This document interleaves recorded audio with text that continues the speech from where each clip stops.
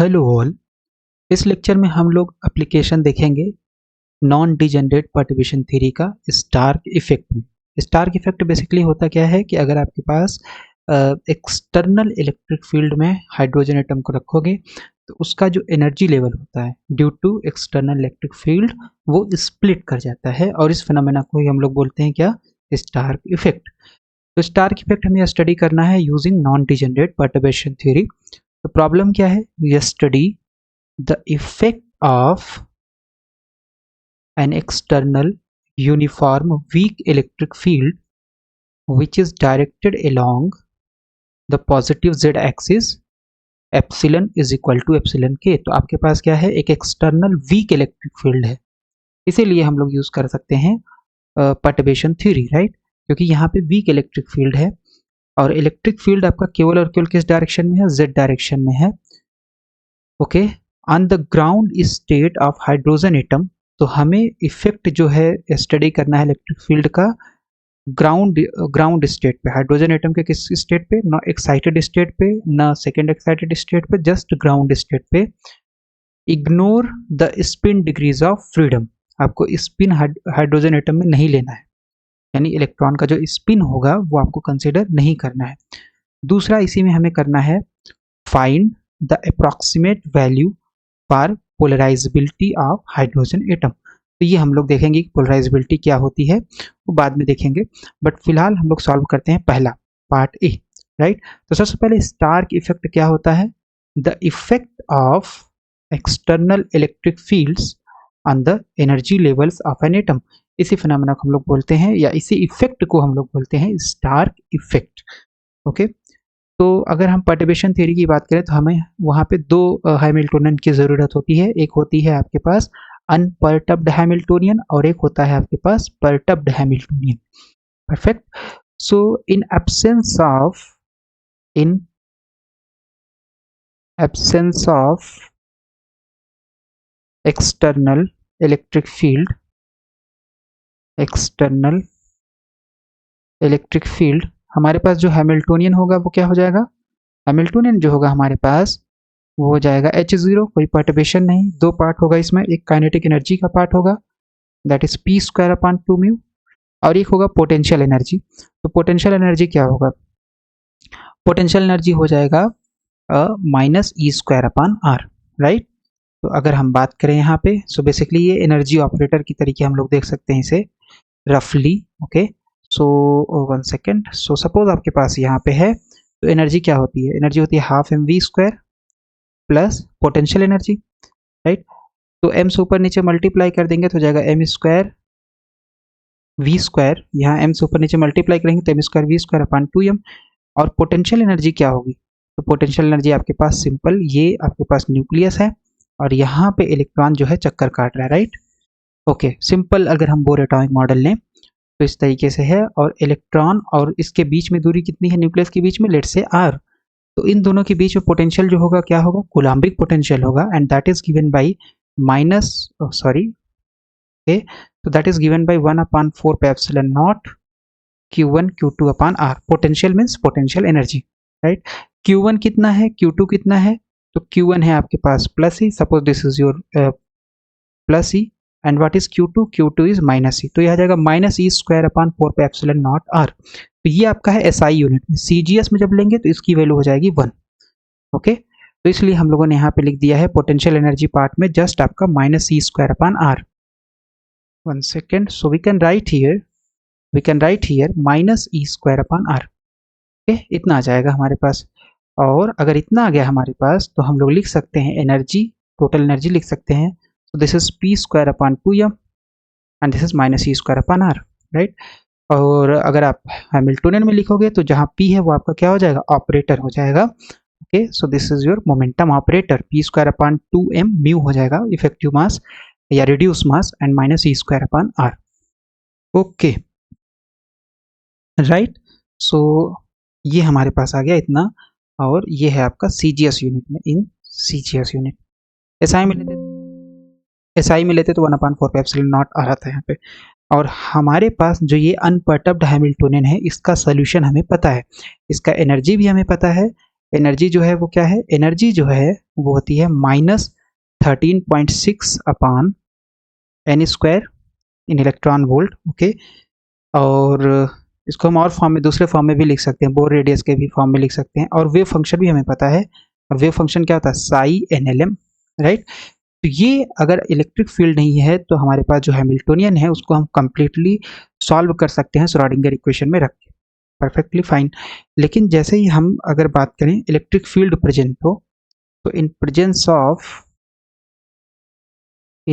Presence of external electric field, तो क्या हो जाएगा ये, in presence of external electric field, तो हमारे पास जो आएगा वो क्या आ जाएगा, बेसिकली एक करेक्शन आएगा इसमें। और वो करेक्शन क्या होगा, तो करेक्शन हमारे पास हो जाएगा बेसिकली जो आपका इलेक्ट्रॉन है वो क्या बनाएगा, डाइपोल की तरीके बिहेव करेगा, क्योंकि वो सर्कुलेट कर रहा है न्यूक्लियस के अराउंड। Okay, right. तो अगर हम बनाए यहाँ पे तो हमारे पास कैसे होगा, ये आपके पास न्यूक्लियस है, 1 सेकेंड। तो सपोज ये आपके पास न्यूक्लियस है यहाँ पे, और इलेक्ट्रॉन इस तरीके से सर्कुलेट कर रहा है, ऑर्बिटल मोशन और स्पिन मोशन कर रहा है। तो हम लोग यहाँ पे जस्ट ऑर्बिटल मोशन के कारण लेंगे डाइपोल मोमेंट। तो आपके पास हो जाएगा, अगर आपके पास एक डाइपोल है और इलेक्ट्रिक फील्ड ई में रखा हुआ है, तो उनके बीच में, यानी डाइपोल और इलेक्ट्रिक फील्ड के बीच में जो इंटरेक्शन एनर्जी होगी, बेसिकली डाइपोल का जो इंटरेक्शन एनर्जी होगा, और इलेक्ट्रोमैग्नेटिक थ्योरी की अगर हम बात करें, तो वहाँ से हमारे पास जो डाइपोल का इंटरेक्शन एनर्जी होगा U is equal to -P.E, जहाँ पे E क्या है, एक्सटर्नल इलेक्ट्रिक फील्ड है, और P क्या है, P है आपका dipole moment, electric dipole moment. तो इलेक्ट्रिक डाइपोल मोमेंट क्या होता है, charge, 1 second, charge multiplied by distance, right. तो सपोज आपके पास ये एक चार्ज है, ओके, और एक चार्ज प्लस है, -Q प्लस Q, दो चार्ज हैं, और मान लेते हैं इन दोनों के बीच एक वेक्टर है D, सेपरेशन वेक्टर। तो डाइपोल मोमेंट जो दिया जाता है तो दिया जाता था Q टाइम्स D। लेकिन हमारे केस में क्योंकि इलेक्ट्रॉन है, तो इलेक्ट्रॉन के लिए जो डाइपोल मोमेंट हो जाएगा that is given by P की वैल्यू हो जाएगी, P की वैल्यू आपकी हो जाएगी -ER। R क्या हो जाएगा, सेपरेशन वेक्टर। सो बेसिकली ये पोजीशन वेक्टर ऑफ इलेक्ट्रॉन होगा, और ये हो जाएगा R कैप, और ये हो गया -ER कैप, ये यहाँ पे आ गया। और इलेक्ट्रिक फील्ड कितना है, केवल और केवल z डायरेक्शन में है, तो हो जाएगा एप्सिलॉन k कैप। और यही इंटरेक्शन एनर्जी किस फॉर्म में आपके पास आएगी परटब्ड हैमिल्टोनियन के फॉर्म में, राइट। सो माइनस माइनस हो गया प्लस, और E आपका बाहर आ जाएगा। R कैप को हम लोग लिख सकते हैं IX cap plus J cap Y cap plus K cap Z cap. एक कैप यहाँ पे जो है ये यूनिट वेक्टर है, और दूसरा जो ये कैप है ये आपका ऑपरेटर है, राइट। ओके, और एप्सिलॉन क्या है, magnitude of electric field. Okay, dot product निकालेंगे तो आई कैप डॉट के कैप 0, जे कैप डॉट के कैप 0, के कैप डॉट के कैप 1। इसका मतलब यहाँ पे आ जाएगा जस्ट ये टर्म और ये टर्म का डॉट प्रोडक्ट बचेगा, बाकी सब 0 हो जाएगा। तो आ जाएगा ई एप्सिलॉन जेड कैप, जहाँ पे जेड बेसिकली क्या है, Z component of position operator. Okay, ground state की अगर हम बात करें तो हमारे पास होता है psi1 0 0 हाइड्रोजन एटम के लिए, और एनर्जी कितनी होती है, -13.6 इलेक्ट्रॉन वोल्ट। तो और केवल एक ही आपके पास वेव फंक्शन होगा ग्राउंड स्टेट में। ऐसा क्यों है, क्योंकि आपको पता है ग्राउंड स्टेट का जो वेव फंक्शन है, इसका मतलब है n is equal to 1, ground state का मतलब n इज इक्वल टू 1। तो L अगर n 1 है तो L की वैल्यू 0 से लेकर n-1, तो जस्ट 0 हो जाएगी। और m की वैल्यू कितनी होगी, -L से +L, दैट इज 0। तो केवल और केवल एक ही कॉम्बिनेशन पॉसिबल होगा, केवल और केवल एक ही कॉम्बिनेशन पॉसिबल होगा। बट अगर n इज इक्वल टू 2 लेंगे हम, तो हमारे पास टोटल 4 कॉम्बिनेशन पॉसिबल होंगे। L की वैल्यू कितनी हो जाएगी, 0 1 हो जाएगी, फिर m की वैल्यू कितनी हो जाएगी, 0 होगी, फिर 1 के करस्पॉन्डिंग -1 0 1।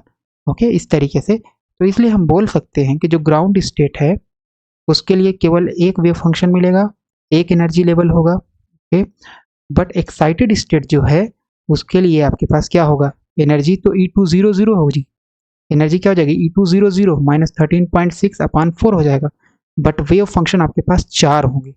इसलिए एक्साइटेड स्टेट जो है वो कैसा है, डिजेनरेट है, और ग्राउंड स्टेट जो है नॉन डिजेनरेट है। तो नॉन डिजेनरेट जो पर्टर्बेशन थ्योरी लगेगी किसके ऊपर लगेगी, केवल और केवल इस स्टेट के ऊपर जो कि है ground state. Okay, so this is only applicable to ground state. Excited state पे हम नॉन डिजेनरेट पर्टर्बेशन थ्योरी नहीं लगा सकते हैं, इसको हम लोग फर्दर आने वाले प्रॉब्लम्स में करेंगे जिसमें हम लोग डिजेनरेट पर्टर्बेशन थ्योरी को अप्लाई करेंगे एक्साइटेड स्टेट के लिए।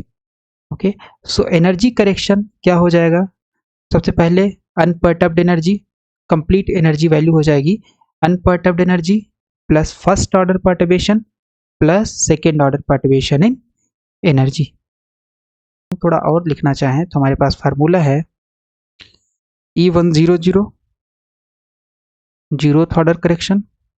फर्स्ट ऑर्डर करेक्शन हमें पता है क्या होता है, फर्स्ट ऑर्डर करेक्शन हमारे पास हो जाएगा just wave function ground state का, यानी इसका जो एग्जैक्ट वेव फंक्शन है तो वो हम लोग मान के चलते हैं लेट्स से psi100 ही है ना, और ये आ जाएगा HP ओके HP, और ये आ जाएगा आपके पास, ये आ जाएगा आपके पास psi100। सेकेंड ऑर्डर करेक्शन क्या होता है, सेकेंड ऑर्डर करेक्शन जो होता है वो आपके पास होता है मॉड NLM या psi NLM। 1 second, so we can write here psi NLM and HP, and here we have psi100 इसका मॉड का square divided by E100 minus ENLM 0, और इसको हम डाल देते हैं equation first. Okay, this is our equation first, right. तो अब हमें क्या कैलकुलेट, इसकी वैल्यू तो हमें पता है -13.6, इसकी वैल्यू हमें नहीं पता है तो इसको हमें निकालना पड़ेगा। सो इसको निकालने के लिए हम लोग कर लेते हैं psi100 HP, ये हो जाएगा E epsilon Z cap psi100, E epsilon constant है तो ऑपरेटर है नहीं, psi100 जेड कैप psi100, और इसको अगर हम लिखें तो यह जाएगा E एप्सिलॉन को लिख सकते हैं हम लोग minus infinity, not minus infinity, क्योंकि ये 3 डायमेंशनल वेव फंक्शन होता है हाइड्रोजन एटम का, और यह जाएगा Z cap psi100 and this is your D3R, है ना, वॉल्यूम इंटीग्रेशन है ये। Okay, so what is psi100, तो ग्राउंड स्टेट वेव फंक्शन जो होता है वो हमें पता है, हाइड्रोजन एटम का जो ground state wave function that is psi100 वो होता है 1/√πa0 okay, πa0 1/√πa0 e की पावर -r/a0, तो ये आपको पता होना चाहिए। जैसे एनर्जी पता होती है -13.6/n², उसी तरीके से हमें ये भी पता होना चाहिए कि जो ग्राउंड स्टेट वेव फंक्शन होता है वो इतना होता है, जहाँ पे a0 जो है वो है बोर्स रेडियस, राइट, इतना हो जाएगा। तो अगर हम इसको यहाँ रखें दिया जाएगा E एप्सिलॉन, इसको रखेंगे तो एक्चुअल में ये आपका रियल है ना, तो स्टार करोगे या नहीं करोगे दोनों रियल ही होगा, तो इसका मतलब इसको हम लिख सकते हैं psi100 का होल स्क्वायर, सो ये हो जाएगा 1/π√a0 okay, so let's write this like this, and e की पावर -r/a0 इसका होल स्क्वायर हो जाएगा, यहाँ जाएगा z कैप और यहाँ जाएगा D3R, perfect. Okay, so what is this, ये आपका कांस्टेंट है, बाहर आ जाएगा इंटीग्रेशन से, E एप्सिलॉन हो गया, इसको हम लोग बाहर लिख सकते हैं, सो दिस इज πa0 और ये हो गया आपके पास e की power -2r/a0, and what is z cap is nothing but, जब इसको ऑपरेट कराओगे तो ये एक्चुअल में ये दे देगा आपको z, है ना, यहाँ पे आ जाएगा z और यहाँ भी आ जाएगा z। ओके, जैसे psi100 z कैप इसके ऊपर ऑपरेट करेगा तो इसका जस्ट z पोजीशन देगा, एंड व्हाट इज z आपका होता है r cos theta, and this is your D3R, 3 dimensional volume element. Okay, इतना आ जाएगा, और इसको अगर हम और सॉल्व करें तो हमारे पास आ जाएगा psi100 E epsilon Z cap psi100, और इसकी वैल्यू आ जाएगी E एप्सिलॉन 1 सेकेंड। तो अब हम इस वॉल्यूम इंटीग्रल को पूरा का पूरा ओपन करते हैं, तो इसको हम लोग लिख सकते हैं, r is equal to 0 to infinity, okay, and this is your r, and another term theta 0 to pi and phi 0 to 2 pi. Okay, and this is your e की power minus 2r upon a0 r cos theta. And what is d3r? d3r is nothing but r square sin theta dr d theta and d phi. Okay, so अब क्योंकि limit आपका constant है तो हम इसको अलग अलग इंटीग्रेट कर सकते हैं, तो यह आ जाएगा पाई ए 0 क्यूब. ओके, सो r को r के साथ ले लेते हैं तो r 0 टू इन्फिनिटी हो गया एंड दिस इज r की पावर क्यूब हो गया, dr हो गया 1 सेकेंड e की पावर माइनस 2r अपन ए 0 हो गया, dr हो गया. फिर थीटा ले सकते हैं 0 to pi and this is your cos theta sin theta d theta. And फिर आपके पास है फाई 0 टू 2 पाई और फाई का तो कुछ है नहीं तो ये जस्ट डी फाई हो जाएगा. ओके, लेकिन ये इंटीग्रेशन जो है ये आपका जीरो होगा. दिस इंटीग्रेशन इज जीरो, इसको हम करके दिखा देते हैं यहाँ पे. सो हमारे पास है 0 to pi sine theta cos theta, इसको हम लिख सकते हैं sine 2 theta upon 2, right. And what is this?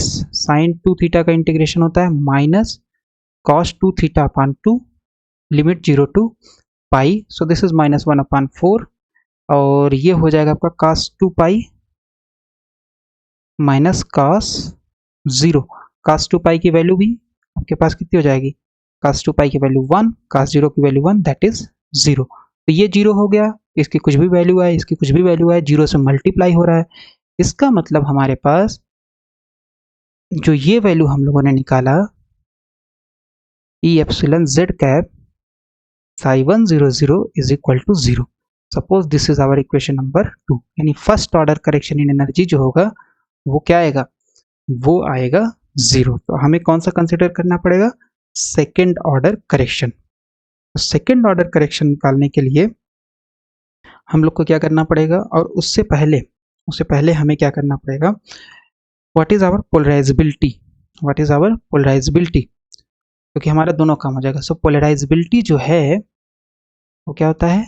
Polarisability आपके पास जो होता है वो होता है alpha is equal to -2 delta E upon electric field का स्क्वायर. इतना होता है, राइट.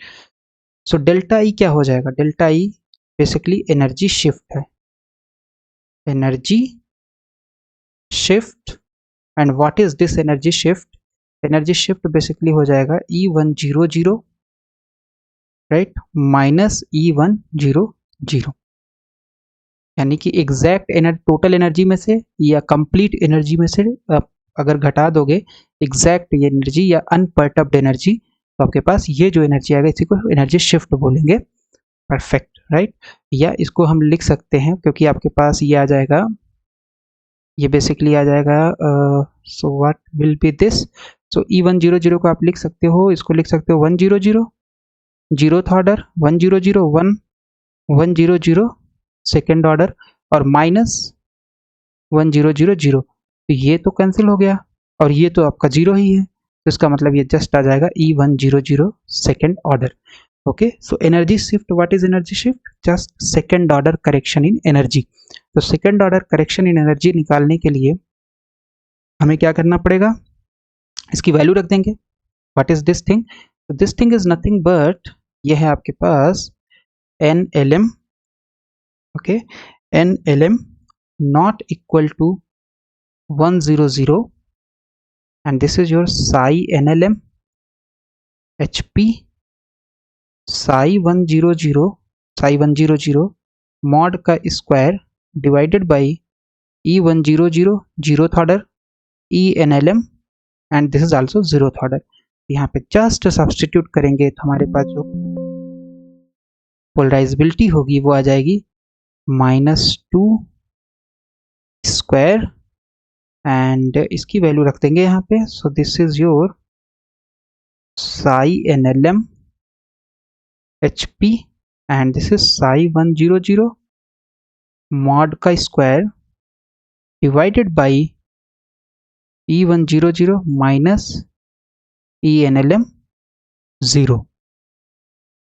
ओके, इतना आ जाएगा। और अगर हम इसको डाल देते हैं, let's say this is our equation number, okay, so इसमें थोड़ा सा और सोल्यूशन कर सकते हैं। What is HP? HP आपके पास है, HP आपके पास है, HP is nothing but E Z cap, right? इतना है। तो हम लोग इसको क्या कर सकते हैं, यहाँ पे अगर रखेंगे तो यहाँ से, क्योंकि E और एप्सिलन ये आपका स्केलर है या कांस्टेंट है, ऑपरेटर नहीं है, यहाँ से ये पूरा बाहर आ जाएगा और हमारे पास आ जाएगा alpha is equal to -2E² epsilon square upon epsilon square summation NLM not equal to 10। Okay, right? HP की जगह हम आ जाएगा, क्या आ जाएगा, जेड कैप आ जाएगा। जस्ट HP कितनी वैल्यू उठा के यहाँ पे जस्ट सब्सटीट्यूट कर देंगे, and this is psi100 mod का square divided by 100 minus NLM 00, right? इतना आ जाएगा और ये आपका कैंसिल हो जाएगा। Okay, so we can write alpha यानी polarisability is equal to -2E² summation NLM not equal to 100, and this is your psi NLM z cap psi100 mod का square divided by 100 minus NLM 0. This is our equation number. Let's say this is our equation number what? Let's see which number, equation number 3. ये हमारे पास कौन सा equation है, equation number 3 आ गया। और अब हमें बस इसी की वैल्यू निकालनी है कि मॉड स्क्वायर की वैल्यू कितनी होगी। Okay, so let's do that. और उससे पहले हमें ये पता है कि अगर हम कंसिडर करें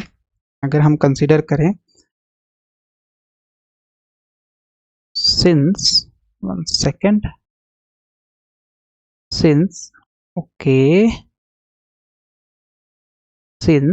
n is always greater than equal to 2, क्योंकि अगर n is equal to 1 आ जाएगा तब तो यही आ जाएगा और ये पूरा आपका इनफाइनाइट हो जाएगा, इसलिए NLM 100 के बराबर नहीं होगा। तो n की एटलीस्ट वैल्यू कितनी होनी चाहिए इस समेशन में, 2 होनी चाहिए।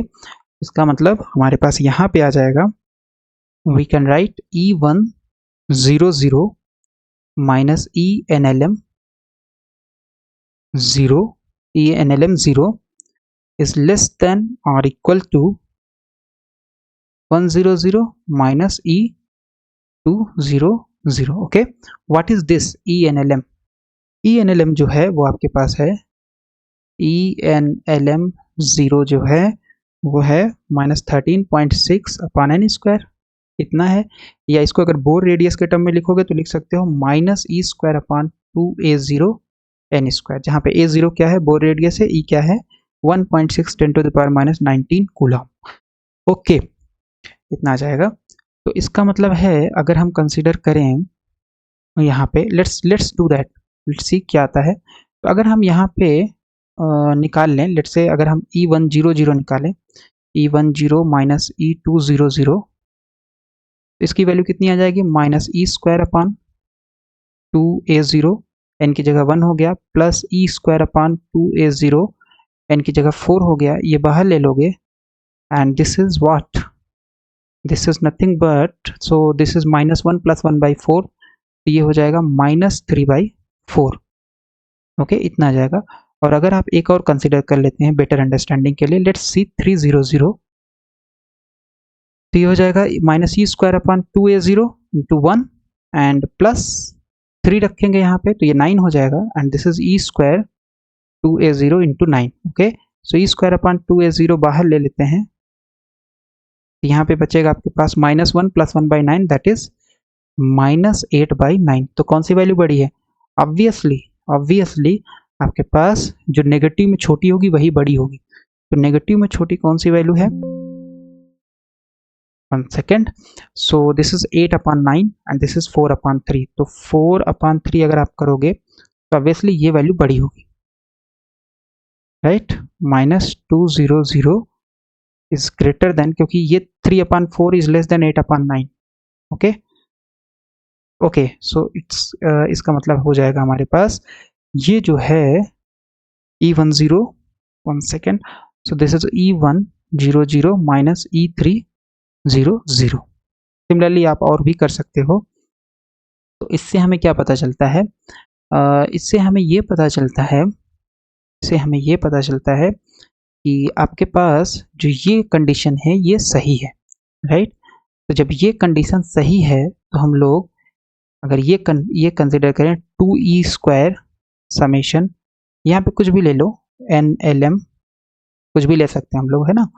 तो ये हो गया z cap and this is what, this is your okay, so this is 100 mod का square divided by e 1000 minus NLM 0, और एक हम यहाँ पे ये ले लेते हैं, सेम ही टर्म है 2e² summation mod of psi NLM, 1 second, so ये आ जाएगा आपके पास psi NLM z cap psi 100 mod का square divided by 100 minus 200।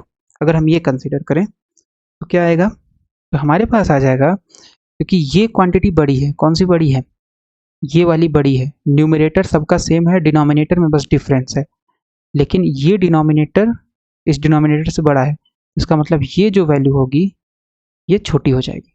Okay, सो ये वैल्यू क्या होगी? ये वैल्यू बेसिकली छोटी हो जाएगी या इक्वल होगी अगर आप NLM 2 ले लोगे तब, n मतलब 2 ले लोगे तब, राइट? ओके, इतना आ गया। तो अगर हम माइनस से मल्टीप्लाई कर दें तो क्या होगा? If you multiplied by minus, तो आपका हो जाएगा माइनस 2e², यहाँ हो जाएगा mod, this is your Sai NLM, या जस्ट इसको NLM लिख लेते हैं, साई NLM मतलब NLM, okay, and this is 100 mod square and this is 100 minus NLM 0, and what is this? Less than, क्योंकि अब माइनस से दोनों साइड मल्टीप्लाई करोगे तो ये साइन आपका इक्वलिटी चेंज हो जाती है, राइट? तो ये आ जाएगा इतना, और ये आ जाएगा minus 2e² NLM z cap 10 mod square divided by, and this is your 100 sorry 0 minus E200, okay, and what is this? This is your alpha, this is your alpha, right? C from equation 3, equation 3 में यही तो alpha है, right? ये आपका alpha है, तो alpha, ये पूरी वैल्यू अल्फा है, less than or equal to minus 2e², और ये हम पूरा बाहर ले सकते हैं क्योंकि इसमें कहीं पे NLM नहीं है। समेशन किसके ऊपर हो रहा है? NLM के ऊपर हो रहा है, तो इसमें है नहीं, तो इसको हम बाहर ले सकते हैं, तो हो जाएगा 100 minus 200, and what is this? ये आ जाएगा summation NLM not equal to 100 not equal to 100, और ये हो जाएगा आपका NLM z cap and what is this? 00 mod, इतना आ जाएगा। परफेक्ट, ओके, तो हमारे पास ये वैल्यू आ जाएगी, और इसको निकाल लेते हैं E10 E20। तो E आपके पास है E10 कितना हो जाएगा? ये है, यहाँ पे n इक्वल टू 1 रखेंगे तो माइनस E² अपॉन 2a0 आ जाएगा, और अगर आप E200 निकालोगे तो ये हो जाएगा minus E² upon 2a0 and this is 1/4। तो सॉल्व करेंगे, तो जब सॉल्व करेंगे तो कितना आएगा?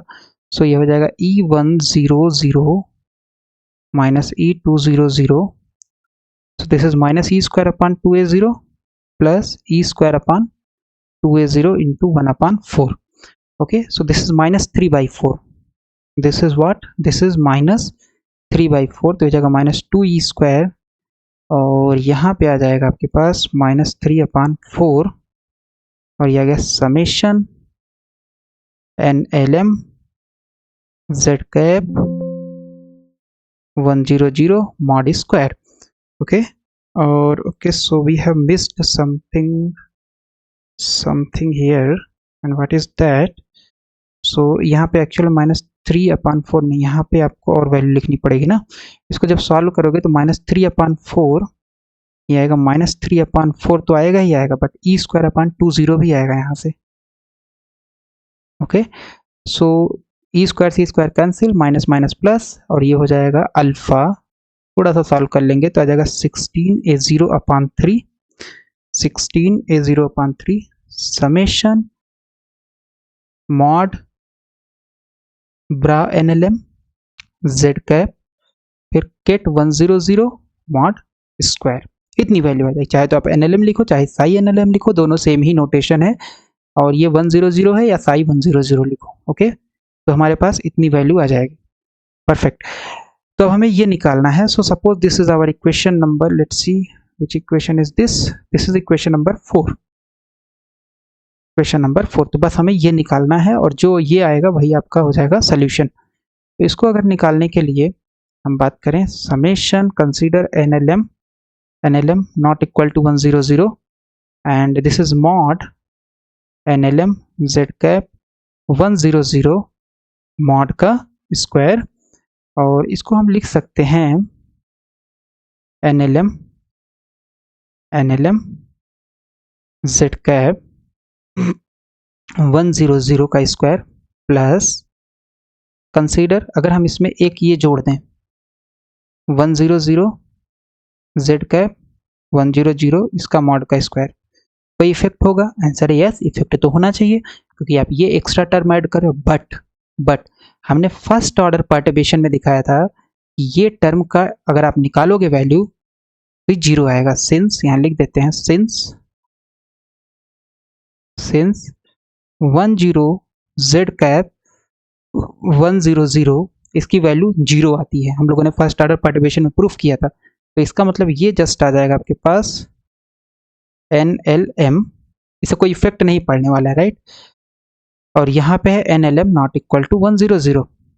अगर हम NLM को 100 रखेंगे तो नेक्स्ट टर्म तो यही होगा, तो इसका मतलब ये हो जाएगा ऑल NLM, और ये आ जाएगा आपके पास NLM z कैप 100 मॉड का स्क्वायर। कोई कंफ्यूजन है? नहीं होना चाहिए। क्यों? क्योंकि अगर हम इसमें ये टर्म ऐड करें, क्योंकि अगर NLM 100 के बराबर नहीं है तो बेसिकली ये टर्म ऐड अगर कर देंगे तो ऑल NLM हो जाएगा, सभी NLM के लिए आ जाएगा, राइट। ओके, इतना आ गया। और इसको अगर हम लिखना चाहें, अगर हमारे पास, हमें ये भी पता है कि अगर हम z मॉड z का स्क्वायर लेते हैं तो इसका मतलब क्या होता है? z into Z star. Okay, तो यहाँ पे हमारे पास आ जाएगा, जस्ट हम लिख सकते हैं इसको NLM z कैप 100 या NLM z कैप 100 का star. So this is like z, तो z into Z star over all NLM, right. बार बार ऑल NLM लिखने की जरूरत नहीं, ऑल लिख दिया हमने, इट्स ओके। इतना हो गया। या इसको लिख सकते हैं all NLM z cap 100 star है, स्टार है तो इसको हम कैसे लिख सकते हैं? स्टार को हम लोग लिख सकते हैं इस तरीके से 10 जस्ट ब्रैकेट में केट ब्रा में चेंज हो जाएगा, और ये आ जाएगा आपका NLM, राइट। क्योंकि जेड को हम मान के चल रहे हैं हमारा रियल है और हर्मिशियन है ना। हर्मिशियन नहीं होता तो यहाँ जेड के ऊपर एक डैगर आता है, but it is Hermitian, we have assumed here कि ये क्या है? हर्मिशियन है। Okay, so it is correct. और इसको हम थोड़ा सा और लिखना चाहें तो ये पूरे टर्म को इधर लिख लेते हैं, क्योंकि ये तो बेसिकली स्केलर है, कोई वेक्टर, कोई आपका ऑपरेटर तो है नहीं। इसको उधर लिख लेते हैं, इसको इधर लिख लेते हैं, तो ये वाला जब इधर लिखेंगे तो आ जाएगा 10 z कैप NLM, और ये वाला टर्म इधर लिख लेंगे तो आ जाएगा NLM z cap 100 and this is over all NLM। इसका मतलब हमारे पास आ गया NLM not equal to 100 mod, one second, so this is NLM z cap 100 mod का स्क्वायर इज नथिंग बट, अब क्योंकि ये 100 है और ये NLM के ऊपर हो रहा है समेशन, तो हम NLM को अंदर ले जा सकते हैं, तो ये हो जाएगा basically 10 z cap NLM all NLM and this is NLM, this is NLM, this is z cap, this is 100 and what is this? क्योंकि NLM आपका कंप्लीट है, दिस इज कंप्लीट। और अगर कंप्लीट होता है तो इसकी वैल्यू कितने बराबर होती है, 1 के बराबर होती है ना। कोई भी वेव फंक्शन अगर कंप्लीट है तो psi phi n is always equal to 1, अगर फाई एन आपका कंप्लीट सेट बनाता है तो।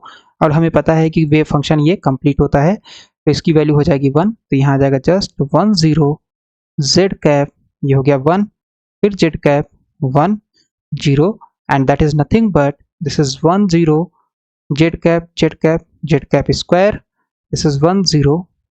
और इसको हम लोग क्या लिख सकते हैं, इसको हम लोग लिख लेंगे Sai 1 0 star, this is Z square and this is Sai 1 0 and this is d3r। Okay, and what is Sai 1 0, ये होता है 1 अपान कितना था, साई 1 0 आपके पास था 1 सेकेंड, सो साई 1 0 था 1 upon under root pi a0 cube e की power minus r upon a0।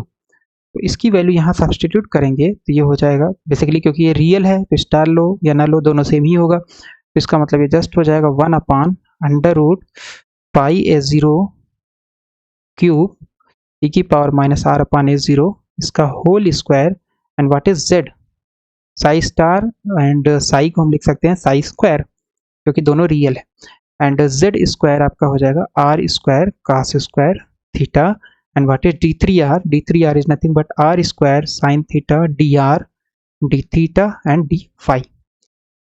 Okay, इतना आ जाएगा। अब इसमें से ये हम अगर कॉमन निकाल लें तो ये आ जाएगा आपके पास 1 अपान पाई a0 क्यूब, ये वैल्यूम इंटीग्रल है r0 to infinity theta 0 to pi and phi 0 to 2 pi. Okay, तो ये आ जाएगा आपके पास। सबसे पहले r वाला टर्म देखें तो ये हो गया r की पावर 4 e की power minus 2r upon a0। फिर थीटा का टर्म देखते हैं तो थीटा हमारे पास sine theta cos square theta, okay sine theta cos square theta, और फिर फाई का टर्म देखते हैं तो फाई का टर्म कोई नहीं है, एलिमेंट लिखते हैं dr d theta and d phi, इतनी वैल्यू आ जाएगी हमारे पास। ओके राइट, अब क्योंकि लिमिट जो है वो कांस्टेंट है तो हम लोग इसको अलग अलग इंटीग्रेट कर सकते हैं, तो ये हो जाएगा पाई a0 क्यूब एंड सबसे पहले r 0 टू इन्फिनिटी r की पावर 4 e की power minus 2r upon a0 dr, theta ले लेंगे theta 0 to pi and this is your sine theta cos square theta d theta, और इसके बाद आ जाएगा phi 0 to 2 pi and this is your d phi 1 upon under root pi a0 cube. इसका integration क्या होता है, गामा फंक्शन के टर्म में आता है, तो ओके इसको भी हम लिख देते हैं अभी, बट फिलहाल के लिए इसको डायरेक्ट करते हैं। Okay let's do that. तो हमारे पास है कि अगर आपके पास ये इंटीग्रेशन 0 टू इन्फिनिटी एक्स की पावर m e की पावर माइनस अल्फा एक्स की पावर n dx ये है, तो इसका जो सोल्यूशन होता है 1 upon n gamma m plus 1 upon n alpha की power m plus 1 upon n। Okay, इतना सोल्यूशन होता है इसका। तो हमारे पास क्या है, r की पावर 4 है और e की power minus 2r upon a है, और r की जगह बेसिकली x है, तो वेरिएबल चेंज से कोई यहाँ पे दिक्कत नहीं होनी चाहिए राइट, क्योंकि हम r लिख सकते हैं z लिख सकते हैं कुछ भी लिख सकते हैं यहाँ पे क्योंकि डिफिनिट इंटीग्रल है। तो ये हो जाएगा 1 अपान n, सो 1 गामा m प्लस 1, सो m की जगह 4 अपान n 1 ही होगा, alpha what is alpha 2 upon a0 की पावर 5, और साइन थीटा का इंटीग्रेशन करेंगे sine theta cos square theta का, तो ये हो जाएगा basically cos cube theta upon 3 and यहाँ पे माइनस 1 भी आएगा, और ये बेसिकली आ जाएगा minus cos cube theta upon 3। Okay, minus cos cube theta upon 3 0 to pi, और इसकी वैल्यू कितनी हो जाएगी 2 पाई हो जाएगी। ओके, तो हमारे पास ये वैल्यू आ जाएगी, और इसको अगर हम लोग लिखें सो LHS में क्या था हमारे पास, LHS में ये पूरी वैल्यू चल रही है, समेशन यहाँ लिख देते हैं, सो यहाँ लिखते हैं so summation NLM not equal to 100 and this is NLM z cap 100 mod का स्क्वायर, यही चल रहा है LHS में राइट, यही चल रहा है। और RHS में हमारे पास आ चुका है, RHS में हमारे पास क्या आया है, हमने क्या निकाला है, RHS में हम लोगों ने निकाला 1 upon under root 1 upon pi a0 cube 1 upon pi a0 cube gamma 5 की वैल्यू होती है 4 factorial, 4 into 3 into 2 into 1।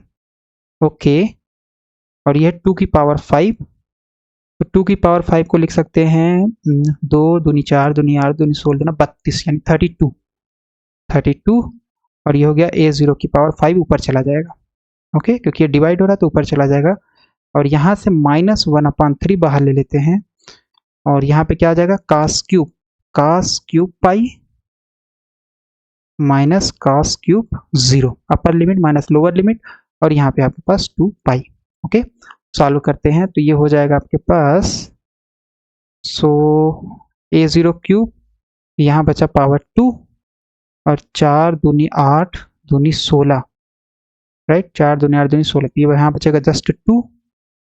Okay, and ये 3 से 3 कैंसिल हो गया, तो ये आ जाएगा आपके पास माइनस a0 स्क्वायर अपान 2, और माइनस a0 स्क्वायर अपान 2, और पाई भी तो कैंसिल होगा, ये पाई आपका कैंसिल हो गया, minus a0 square upon 2, and what is cos cube पाई, तो cos पाई का मान होता है -1, तो -1 की पावर 3 मतलब -1, फिर माइनस cos 0 का मान हो गया 1, तो ये जाएगा -2, and that is a0 square, इतना आ जाएगा। तो इसका मतलब है अगर हम इसको उठा करके रख दें, किसमें रख दें, इसको उठा करके रख दें जो पोलराइजेबिलिटी यानी इक्वेशन 4 में रख दें, तो इसकी वैल्यू हम लोगों ने निकाल लिया, जस्ट a0 स्क्वायर है, तो उठा के रख देंगे तो हमारे पास अल्फा की जो वैल्यू आ जाएगी, alpha is less than or equal to 16 a0 upon 3, इतना है था, और इसकी वैल्यू a0 स्क्वायर आ गई, तो इसका मतलब अल्फा जो होगा